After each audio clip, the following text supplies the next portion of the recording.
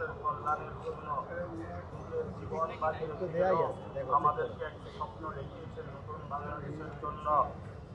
হায় আল্লাহ, আমরা মুসলিম, আল্লাহ গত 15 বছরে আমাদের উপরে অনেক অত্যাচার হয়েছে। এই অত্যাচারের স্ট্রিম রোলার এখনো চলছে। হায় আল্লাহ, হাদি ভাই কি অপরাধ ছিল? উনি তো ইনসাফের পক্ষে দাঁড়িয়েছিলেন, বাংলাদেশের পক্ষে দাঁড়িয়েছিলেন, কিন্তু দিনে দুপুরে তাকে গুলির আঘাতে শহীদ করা হয়েছে। আল্লাহ, তুমি তাকে জান্নাতের সর্বোচ্চ মাকামে স্থান দান করো।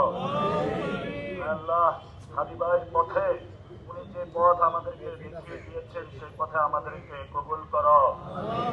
হায় আল্লাহ, আজকে 50তম দিন হচ্ছে।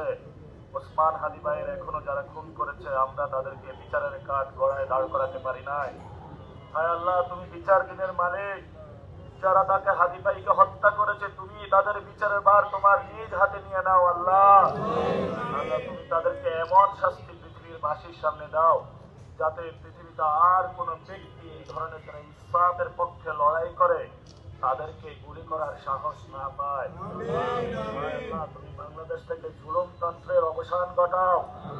আল্লাহ, হাদি ভাই বলেছিলেন আমরা একটি ইনসাফের বাংলাদেশ গড়তে চাই, দুর্নীতিমুক্ত, চাঁদাবাজ, সন্ত্রাস মুক্ত একটি দেশ গড়তে চাই, বৈষম্যহীন একটি দেশ গড়তে চাই।